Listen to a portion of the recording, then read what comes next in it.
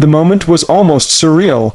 A Russian Mi-8 helicopter, one of Moscow's prized military assets, descended into what its pilots believed was a routine landing at a friendly airbase in eastern Ukraine. But in seconds, that confidence turned to chaos. Ukrainian intelligence officers, who had spent months orchestrating a top-secret operation, watched as the aircraft loaded with sensitive equipment and elite crew landed directly into a meticulously prepared death trap. What happened next stunned the entire Russian command, humiliated Moscow before the world, and exposed just how deep Ukraine's intelligence network has penetrated inside Russia's military machine. Hello everyone, welcome back to my channel. Please subscribe and like my videos. The story begins not on the battlefield, but deep inside the offices of Ukraine's military intelligence agency, the HUR. For months, Ukrainian agents had been studying the behavior of Russian helicopter pilots, especially those flying along the volatile front lines between occupied and free Ukrainian territories. Among them was one Mi-8 transport helicopter pilot, who had unknowingly become the centerpiece of a daring Ukrainian plot. According to multiple intelligence leaks, the HUR managed to make secret contact with this pilot, exploiting his dissatisfaction with the Russian military, low morale, and rumors of unpaid wages. Step by step, Ukraine's intelligence handlers convinced him that he could defect and bring something valuable with him. It was a plan straight out of a Cold War spy thriller. The idea was simple but incredibly dangerous: lure the helicopter, its crew, and classified equipment into Ukrainian controlled territory without tipping off the Russian command. Every detail had to be flawless, from radio communications and signal spoofing to creating a believable landing signal that would make the pilot think he was still in Russian territory. The stakes couldn't have been higher. One wrong move, one suspicious message, and the entire plan could collapse in an instant, ending in bloodshed. In late August, the plan went live. The Mi-8 helicopter, reportedly assigned to deliver parts and ammunition to Russian air defense units near Kharkiv, lifted off from a base in Russia's Belgorod region. On board were 3 crew members and sensitive radar components belonging to a Russian fighter jet. As the chopper flew closer to the border, the Ukrainian handlers fed the pilot precise coordinates to what he believed was a Russian-controlled landing zone. In reality, it was a secluded Ukrainian military strip, prepared in advance, complete with fake Russian markings to maintain the illusion. As the helicopter crossed into Ukrainian airspace, air defense radars immediately picked it up. Ukrainian command knew the risk. Their own soldiers might mistake the Mi-8 for a hostile target and shoot it down. But top intelligence officers had coordinated with frontline units to hold fire until confirmation was given. Inside the helicopter, the crew was unaware of the trap that had already closed around them. Within minutes, the Mi-8 touched down right in the middle of Ukrainian territory. The moment the blades stopped spinning, everything changed. Ukrainian special forces emerged from concealment, surrounding the chopper in seconds. The pilot, realizing his plan had worked, surrendered instantly, but the 2 other crew members, unaware of what was happening, panicked. Reports indicate that a brief exchange of fire broke out, leaving the co-pilot and flight engineer dead. What Ukraine had just captured, however, was beyond valuable: not only an intact Russian helicopter, but also crucial radar components and a defector with first-hand knowledge of Russian operations. The world didn't know about this operation immediately. For days, Ukrainian intelligence kept it under wraps, analyzing the helicopter's contents and debriefing the defector. When the news finally broke, it sent shockwaves across global media. Ukraine had not just shot down a Russian aircraft, they had stolen one, mid-operation, through pure deception. The Ukrainian Defense Intelligence confirmed the event and even released partial footage showing the helicopter parked safely inside Ukrainian territory. For Russia, the embarrassment was unbearable. State media tried to downplay the incident, calling it Ukrainian propaganda. But soon, photos of the captured Mi-8, along with independent satellite imagery, proved it was all true. Analysts noted that this was the first confirmed case of Ukraine successfully hijacking a Russian military aircraft during the ongoing war. It revealed that Ukraine's intelligence services had developed capabilities far beyond what many believed possible. The pilot, later identified only by a codename for his protection, provided Ukraine with critical details about Russian flight routes, maintenance operations, and communication protocols. Even more alarming for Moscow, he reportedly shared information about Russian morale, describing exhausted aircrews, poor discipline, and mounting distrust among pilots who now feared their own colleagues could be traitors. This single operation, though small in scale, had an outsized psychological impact across Russia's air force. Inside the Kremlin, outrage erupted. Russian security services launched an internal witch hunt, detaining several officers for questioning. Commanders demanded to know how a helicopter could have flown dozens of miles into Ukrainian territory without anyone noticing, but Ukraine had used Russia's own overconfidence against it. By carefully mimicking Russian radio frequencies and using intelligence from captured communication equipment, Ukraine had made the fake landing orders seem completely authentic. This was not just a military victory, it was a masterclass in psychological warfare. Ukraine had turned one of Russia's most advanced pilots into an unwilling symbol of Moscow's crumbling control. Western intelligence sources later confirmed that the captured helicopter was thoroughly examined by NATO experts, who found valuable information about Russian avionics and communication encryption.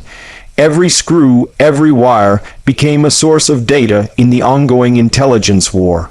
Meanwhile, in Ukraine, the operation was celebrated as a triumph of ingenuity and courage. Ukrainian officials even hinted that this was not an isolated event, suggesting that other Russian pilots were being targeted for potential defections. Propaganda leaflets and social media campaigns began circulating among Russian soldiers, offering safe passage and rewards for those willing to surrender their equipment. Ukraine had effectively turned information warfare into a weapon as powerful as any missile. But behind the success lay a darker truth. The operation also highlighted how desperate and fragmented the Russian military had become. Morale issues, poor pay, and constant fear of death had driven some soldiers to the breaking point. The helicopter defection showed that trust within the Russian ranks was eroding rapidly, something that Ukraine's intelligence services were now exploiting with surgical precision. Western analysts drew parallels between this operation and legendary Cold War defections, such as when Soviet pilots defected to the West with advanced aircraft, but this time the roles were reversed. Ukraine, once part of the Soviet Union, was now using those same tactics against its former master. It symbolized how the war had evolved from a battle for territory into a struggle of intelligence, deception, and psychological endurance. The consequences of the Mi-8 trap rippled across the battlefield. Russian air operations near Kharkiv were briefly halted as commanders reassessed their procedures. Pilots were ordered to change call signs and verify every signal received mid-flight. Extra security officers were placed at air bases to monitor loyalty, but paranoia had already set in. Reports began to surface of Russian pilots refusing to fly certain missions, fearing they might be lured into similar traps. Ukraine had successfully planted the seed of fear deep within Russia's Air Corps. Internationally, the operation was seen as a breakthrough moment in modern warfare. It showcased how intelligence and deception could achieve results that brute force never could. Experts noted that Ukraine's intelligence coordination, backed by Western surveillance data and advanced signal tracking, had evolved into one of the most effective networks in Europe. The Mi-8 defection was not just a tactical win. It was strategic theater designed to shake Russian confidence and inspire Ukrainian morale. But Moscow did not stay silent for long.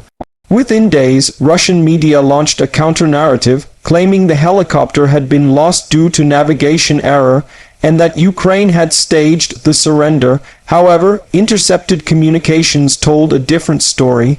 Russian channels leaked panic messages among officers scrambling to locate the missing aircraft, and when Ukrainian authorities released the defector's own testimony, Russia's denial collapsed under its own weight.